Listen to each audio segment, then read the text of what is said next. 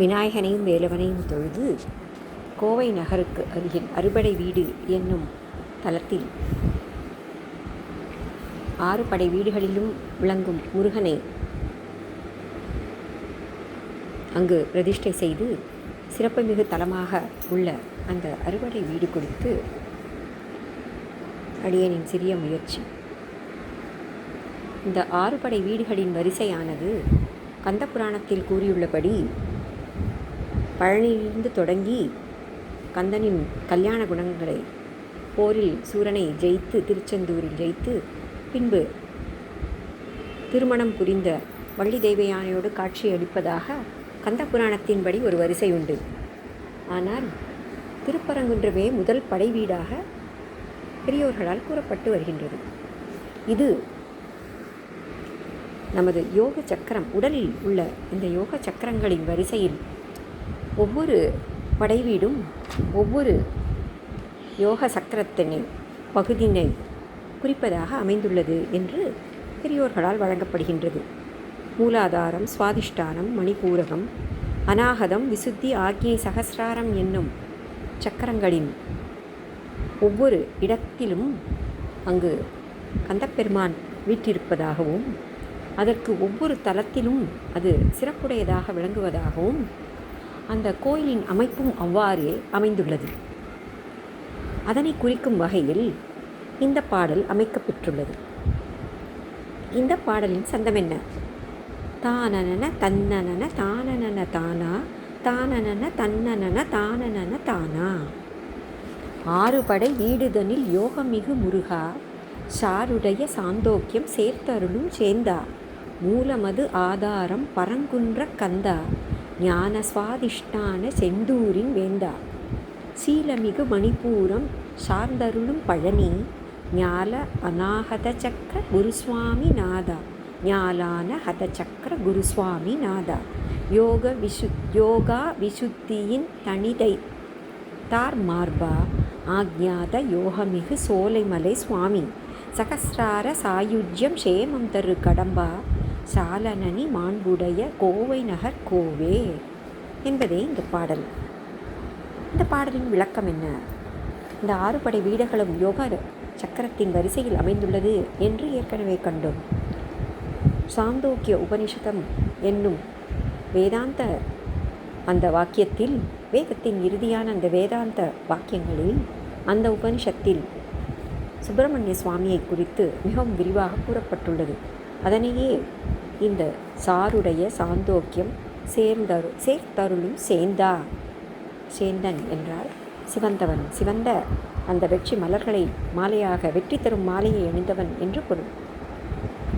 மூலமது ஆதாரம் பரங்குன்ற கந்தா, திருப்பரங்குன்றமே மூலாதாரம் என்னும் யோக சக்கரம் அமைந்துள்ளது. அதாவது நமது முதுகுத்தண்டின் கீழ்ப்பகுதியில் அமைந்துள்ள மூலாதார சக்கரம் என்று வழங்கப்படுகின்றது.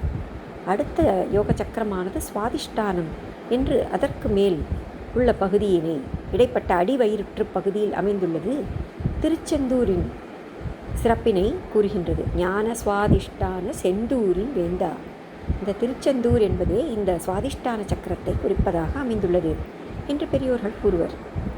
சீலமிகு மணிபூரம் சார்ந்தருளும் பழனி, அடுத்ததாக வரும் பழனிமலை மணிபூரகம் என்னும் சக்கரம் தொப்புள் பகுதியில் அமைந்துள்ளது என்று யோக ஆசிரியர்களால் வலியுறுத்தப்படுகின்றது.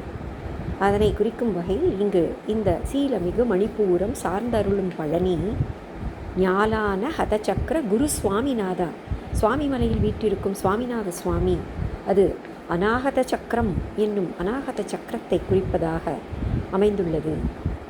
அடுத்த சக்கரமானது விசுத்தி, யோகா விசுத்தியின் தணிகைத்தார் மார்பா, தணிகை மலையில் வீற்றிருக்கும் அந்த தணிகை மலைநாதன் விசுத்தி என்னும் சக்கரத்தின் வடிவமாக அந்த தணிகை மலை அமைந்துள்ளது என்று வழங்கப்படுகின்றது. அடுத்தது ஆக்ஞாத சக்கரம். அந்த ஆக்ஞா சக்கரம் என்பது பழமுதிர் சோலையை குறிப்பதாக கூறுவர்.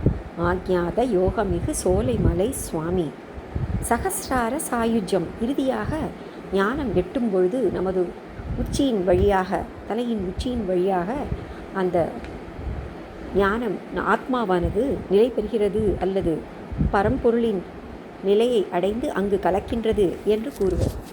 அத்தகைய நிலையில் ஆக்ஞாத யோகமிகு சோலைமலை சுவாமி சகசிரார சாயுஜ்யம் சேமம் தரு கடம்பா. அவ்வாறு கடம்ப மாலைகளை சூடிக்கொண்டிருக்கும் அந்த பெருமானே, நீ அந்த இத்தகைய மூலாதாரம், சுவாதிஷ்டானம், மணிபூரகம், அநாகதம், விஷுத்தி, ஆக்ஞை, சகசிராரம் ஆகிய அனைத்து யோகங்களின் வடிவமாக 6 படை வீடுகளிலும் குடிகொண்டு எமக்கு அருள்கின்றாய்.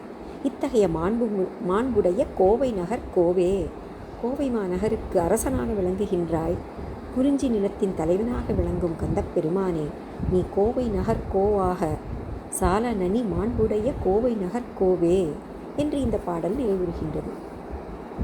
6 படை வீடுதனில் யோகமிகு முருகா, சாருடைய சாந்தோக்கியம் சேர்த்தருளும் சேந்தா, மூலமது ஆதாரம் பரங்குன்ற கந்தா, ஞானஸ்வாதிஷ்டான செந்தூரின் வேந்தா, சீலமிகு மணிப்பூரம் சார்ந்தருளும் பழனி, ஞாலான ஹத சக்கர குருசுவாமி நாதா, யோகா விசுத்தியின் தனிதை தார் மார்பா, ஆக்ஞாத யோகமிகு சோலைமலை சுவாமி, சகசிரார சாயுஜ்யம் சேமம் தரு கடம்பா, சாலனனி மாண்புடைய கோவை நகர் கோவே. முருகன் திருவடிகளே சரணம்.